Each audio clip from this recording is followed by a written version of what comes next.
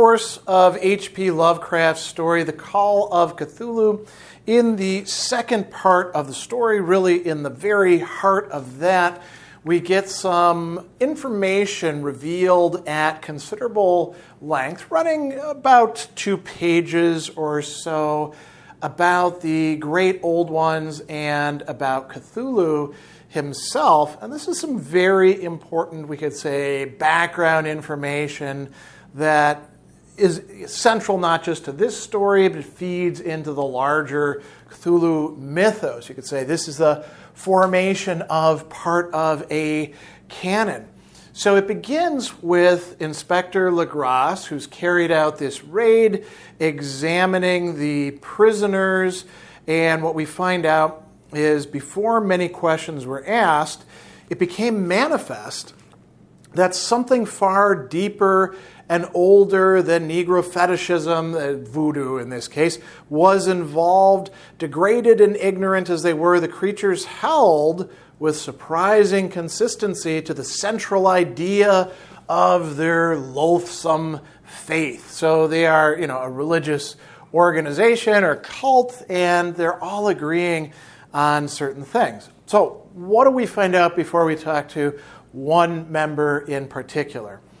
They worshipped, so they said, the great old ones who lived ages before they were any men and who came to the young world out of the sky. These old ones were gone now inside the earth and under the sea, but their dead bodies had told their secrets and dreams to the first man who formed a cult which had never died. This was that cult, and the prisoners said it always existed and always would exist, hidden in distant wastes and dark places, until the time when one particular being, the great priest Cthulhu, from his dark house in the mighty city of Relay under the waters, should rise and bring the earth again under his sway. So this is, you could say, their article of faith, what it is that they believe in.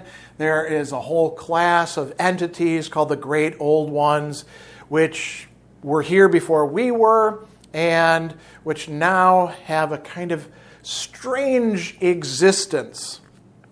And so the narration goes on. There was a secret which even torture could not extract. Mankind was not absolutely alone among the conscious things of earth, for shapes came out of the dark to visit the faithful few. But these were not the great old ones.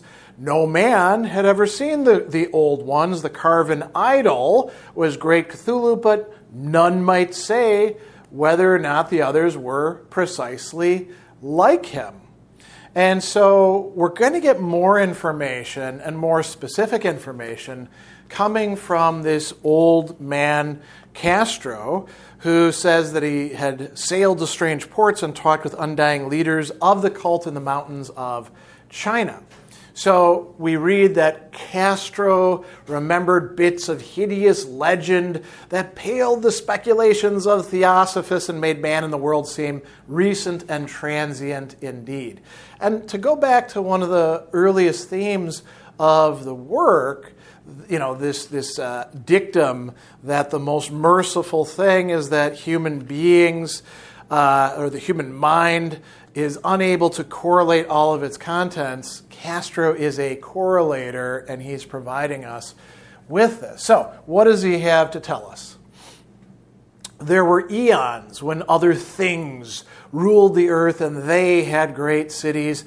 Remains of them, he said the deathless Chinamen had told him, so this is being passed down, were still to be found as cyclopean stones on islands in the Pacific. So, there were great, whatever you want to call them, monsters, gods, entities in the land before us. And now the story takes an interesting turn. They all died. Vast epochs of time before man came, but there were arts which could revive them when the stars had come round again to the right position in the cycle of eternity. So they were living, now they're dead. Is that actually the case? Well, we're going to read on and find out that's not quite what has happened. He goes on and says they came from the stars, they brought their images with them, and they have a shape which is not entirely flesh and blood, or matter. When the stars were right, we learn they could plunge from world to world through the sky. They can move throughout the cosmos. But when the stars were wrong, they could not live. Now, this raises a very interesting question. Is dead the opposite of living? Or are these, you might say, kind of at right angles to each other? So he goes on and he says, though they no longer lived, they would never really die. They all lay in stone houses in their great city of R'lyeh, preserved by spells of mighty Cthulhu for a glorious resurrection when the stars and the earth might once more be ready for them. So they are in a state of quasi-life, but they're not living. They're dead, but they're not entirely dead. And in a way, they don't, you could say they don't fit into our universe. Well, our universe as we understand it. They do fit into the universe because the universe is a lot weirder than we think. And what do? Waiting in R'lyeh, they think and they communicate. They could only lie awake in the dark and think while uncounted millions of years rolled by. They knew all that was occurring in the universe, for their mode of speech was transmitted thought. Even now, they talked in their tombs. When after infinities of chaos, the first men came, the great old ones spoke to the sensitive among them by molding their dreams.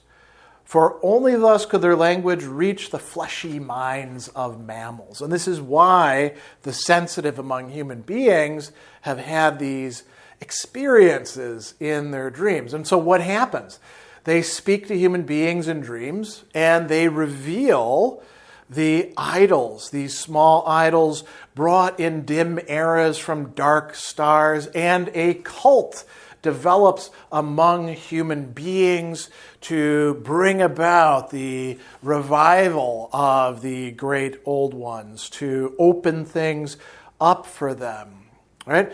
And what we're going to find out is that in the elder time, chosen men had talked with entombed old ones in dreams, but then something happened.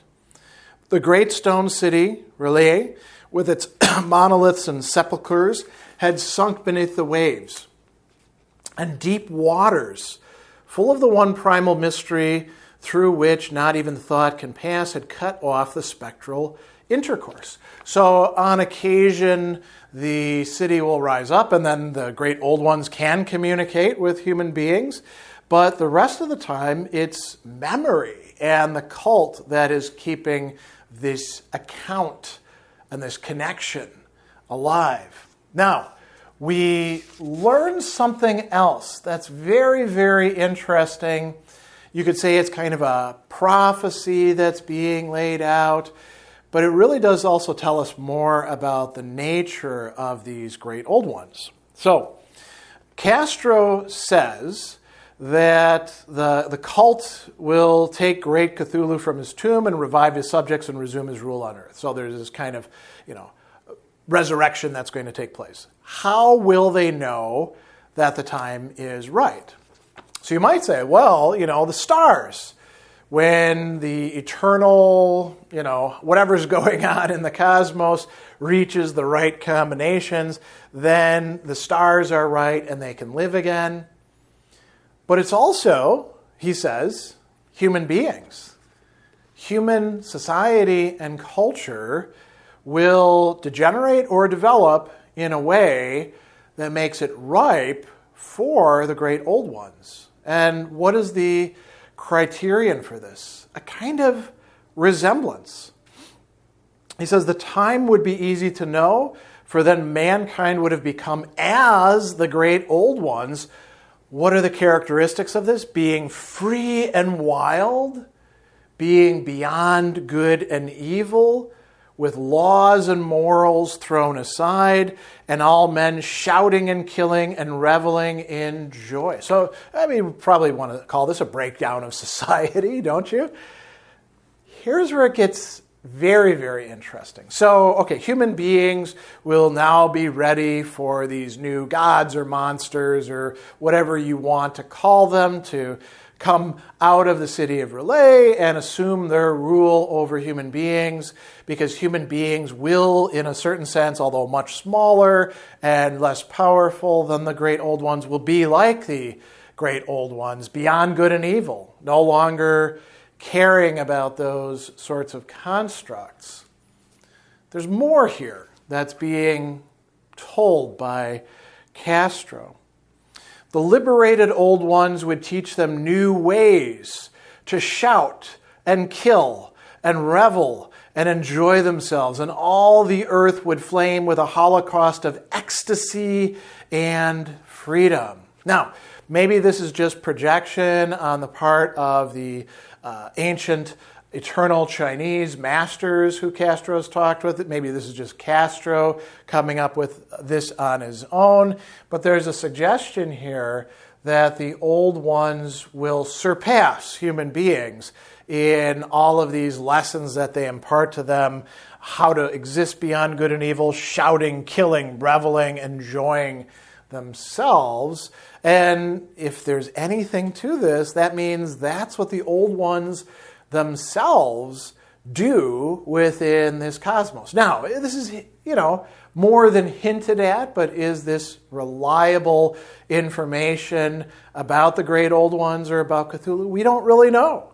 All we know is this is what is reported to Inspector Legras and then read by the narrator, who is telling us about it in this story about one of the great old ones who they encounter, well, at least some people encounter in a narrative closer to the end of this novel, in a way that maybe does dimly seem to fulfill these expectations of what it is like to encounter Cthulhu.